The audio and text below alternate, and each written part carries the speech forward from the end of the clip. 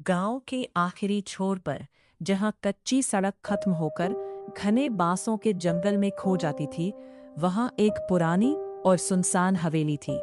उसकी टूटी हुई दीवारों पर काई जमी रहती, खिड़कियां आधी टूटी हुई थीं और शाम होते ही पूरा इलाका अजीब सन्नाटे में डूब जाता। गांव वाले उस हवेली को ठाकुर मार झोली वाली हवेली कहते थे।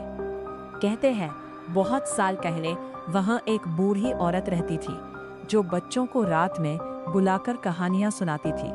उसकी कहानियां किसी साधारण दादी जैसी नहीं थीं। उनमें राजा रानी होते, राक्षस होते, जंगल होते, लेकिन हर कहानी के बाद कुछ ना कुछ बुरा जरूर होता था। गांव के बुजुर्गों का कहना था कि जो बच्चा देर रात तक उस बूढ़ी औरत की कहानी सुनता, वह पहले जैसा नहीं रहता। कुछ बच्चे अचानक बीमार पड़ जाते, कुछ रात में डरकर चीखने लगते, और कुछ ऐसे भी थे जो एक दिन अचानक गायब हो गए। लोग कहते थे कि वे बच्चे ठाकुर माँ की कहानियों में कैद हो गए। आरव, जो शहर में पला बढ़ा था, इन बातों पर कभी विश्वास नहीं करता था। गर्मियों की छुट्टियों में जब वो अपनी नानी के गांव आया, तो उसने कई बार उस हवेली की कहानियां सुनी। उसकी नानी हर बार उसे चेतावनी देती, उस रास्ते की तरफ भूलकर भी मत जाना, खासकर रात को, वहां कोई इंसान नहीं रहता। मगर आरव को ये सब सिर्फ डराने वाली बातें लगती थी। एक रात दोस्तों के सामने खुद को बहादुर साबित करने के लिए आरव अकेले ही उस हवेली की तरफ निकल पड़ा। आसमान में चांद नहीं था, हवा इतनी ठंडी थी कि उसकी सांसें भारी लगने लगी। बांसों के बीच से गुजरते हुए उसे ऐसा महसूस हुआ जैसे कोई उसका पीछा कर रहा हो। हर बार पीछे मुड़ने पर वहां सिर्फ अंधेरा होता। जब वो हवेली के सामने पहुंचा, तो उसका दिल तेजी से धड़कने लगा। टूटा हुआ दरवाजा आधा खुला था और अंदर हल्की पीली रोशनी दिखाई दे रही थी। तभी उसे एक धीमी कांपती हुई आवाज सुनाई दी। आ गए बेटा, कहानी सुनोगे? बरामदे में एक बूढ़ी औरत बैठी थी। उसके लंबे सफेद बाल जमीन को छू रहे थे। चेहरे की झुर्रियां इतनी गहरी थीं कि वह किसी पुराने पेड़ की छाल जैसी लग रही थी। मगर सबसे डरावनी बात उसकी आंखें थीं, काली, गहरी और अजीब तरह से चमकती हुई।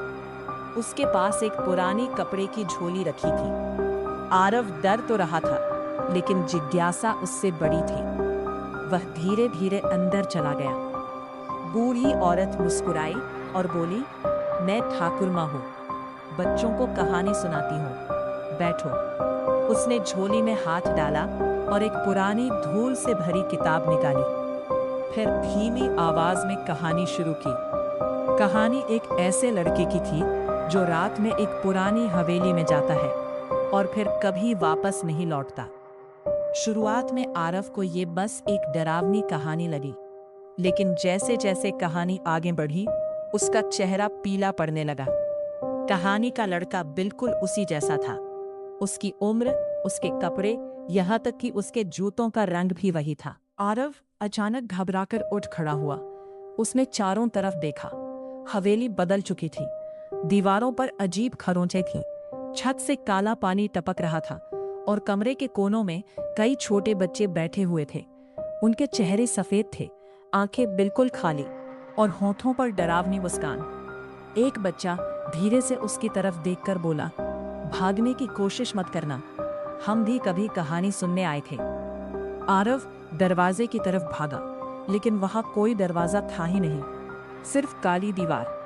उसने पीछे मुड़कर देखा। ठाकुर माँ अब उसके ठीक सामने खड़ी थी। उसका चेहरा इंसानों जैसा नहीं रहा था। उसकी मुस्कान असामान्य रूप से बड़ी हो चुकी थी और आंखें पूरी तरह काली पड़ गई थी। उसने धीरे से अपनी झोली खोली। अंदर खिलौने, बच्चों के पुराने कपड़े, टूटी चप्पलें और दर्जनों तस्वीरें थीं। आरव ने कांपते हाथों से एक तस्वीर उठाई। वो उसकी अपनी तस्वीर थी। तस्वीर के पीछे आज की तारीख लिखी हुई थी और नीचे सिर्फ एक लाइन, नई कहानी शुरू हुई। अगली सुबह गांव वालों को हवेली के बाहर सिर्फ आरव के जूते मिले। उसके बाद वो कभी नहीं मिला। आज भी गांव के लोग कहते हैं कि अमावस्या की रात अगर कोई उस बांस के जंगल के पास से गुजरे तो एक बूढ़ी आवाज हवा में सुनाई देती है, आओ बेटा, ठाकुर मार झोली की नई कहानी सुनो।